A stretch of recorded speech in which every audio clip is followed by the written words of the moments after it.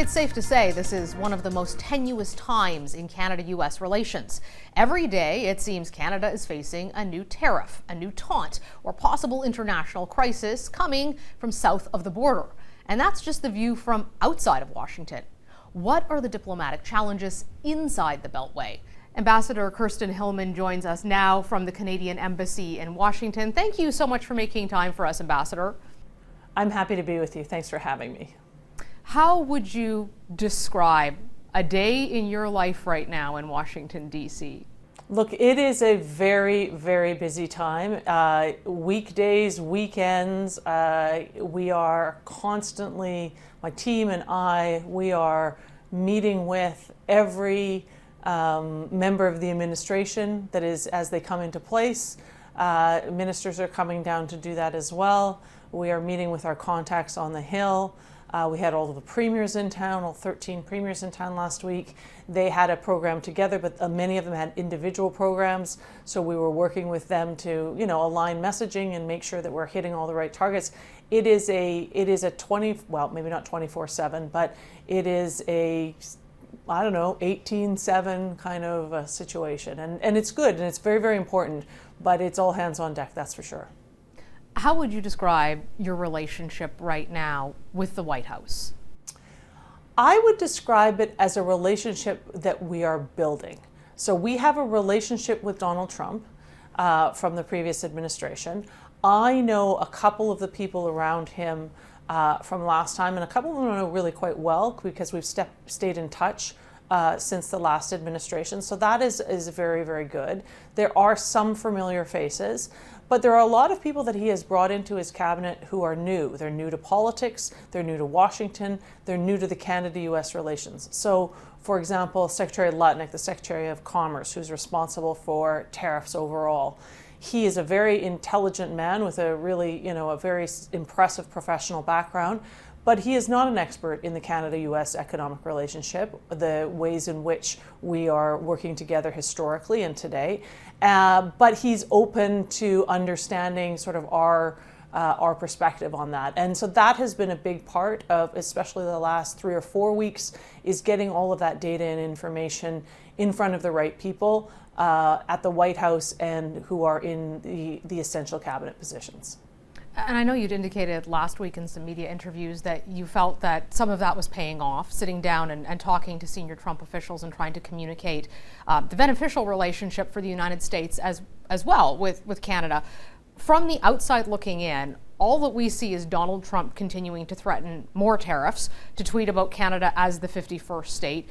Do you believe there's progress? And if so, why? Because those of us back here in Canada, from what we're seeing, it's not necessarily apparent if there is. Right. Well, look, I think there's some progress that we can point to and that Canadians can see. For example, the first tariff threat that the president made was in relation to the border, illegal migration and fentanyl. And Canada came forward with a robust package of new equipment and new people and new authorities and a fentanyl czar and a fentanyl organized crime task force with the Americans. We have put that into place and we are starting to operationalize it. As people know, that led to a 30-day delay in the tariff threat that had been put forward. And where I think we can see progress, and maybe it's harder for folks to see in Canada, but we continue to bring forward the data to the U.S. administration around the ways in which those programs are yielding results. So we have a 90% reduction in illegal crossings in recent months since June, and we have a 90% reduction in fentanyl arrests or fentanyl seizures. And that's important. That kind of information we are feeding into the U.S. system. The Department of Homeland Security is asking us questions regularly. There's questions going to the board. There's information going to the border czar, Tom Homan. There will be another meeting in the coming days. The fentanyl czar is coming down in the coming days to meet with Congress, but also members of the administration and law enforcement.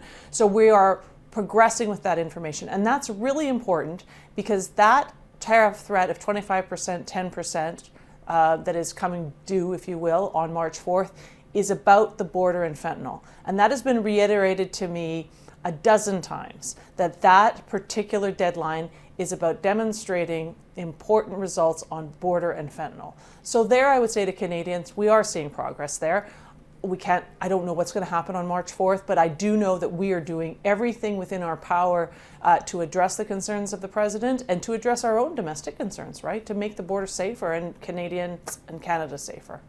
I think when you look at those facts, those make sense to most people, but the challenge we're dealing with Donald Trump, I think a lot of folks are wondering about is that what it's really about? And I know that that's what he's articulating in public a lot of the time, but the goalposts change. Sometimes it's about defense. The Prime Minister said to his economic council that he's gathered that he believes that Trump is serious about making us the 51st state and that this is actually about Canada's resources. Steve Bannon, who's a former advisor to President Trump, says, look, he has long held these ideas about hemispheric control. And we actually found an article he published back in 1987 talking about the need to control the whole hemisphere, that he views this as a strategic great power competition where he needs to have influence.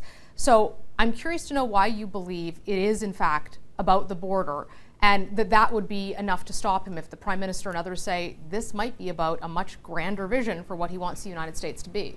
I think we're talking about maybe slightly different things.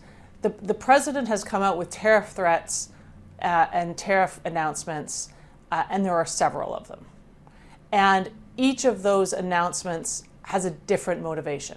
So the one that is coming due March 4th is about the border and fentanyl. He has come forward with another announcement around steel and aluminum that is for later in March. He has come forward more recently saying he's going to look at global tariffs. In other words, a flat tariff on the entire world. So there are many ways in which he is using this tool, which is a tool of his, which he's very fond of and he feels is very effective to achieve a variety of different goals: revenue generation, reshoring investment, motivating countries to do things that are not actually related to the economy at all. For example, the border and fentanyl. So he uses this same tool for a whole variety of reasons. And Canada can only sort of take those hurdles, if you want to put it that way, one hurdle at a time. And that's what we're doing. On the other issue of Canadian sovereignty, 51st state, and this kind of rhetoric, I guess what I would say to you is, for me here in Washington, that topic almost never comes up in the substantive discussions that I'm having with the White House. It's not that it has never come up, but it almost never comes up. But when it does, I make a very I very clearly articulate to my American counterpart that Canada is a strong, independent, sovereign state, and that kind of commentary is not at all appreciated by Canadians, and it's not at all constructive or conducive to actually leading to hemispheric security, to leading to a relationship whereby we are willing and very enthusiastic partners with the Americans in protecting the security of their homeland. And the security, not only sort of physical security, but economic security and national security through ensuring that we are fighting with them against some of the threats of adversaries such as China. So our responsibility right now as Canadians, all of us, and us here in Washington and across the US, is to try to solve the actual concrete problems, demands, requests that are coming forward from the US president in a way that is good for Canada, but in a way that, gets us out of this dynamic that we're in. And at the same time, stand up unequivocally and say this other discussion that starts to get at us as a nation, as a sovereign, proud, independent nation, is not constructive and it is not going anywhere. Let us move off of that. That's what we, I think, need to be doing right now, and we are doing. But I really do want to emphasize that for me here in Washington, the 51st state discussion or commentary, of course we hear that from the president, and of course people are not going to be contradicting their president, of course, but it isn't part of our everyday work that we're working on. Ambassador Hillman, you certainly have a challenging job, and we appreciate your efforts on behalf of Canada and sharing some insight into what's going on in Washington. Thank you so much for joining us. Thank you. Thanks for having me.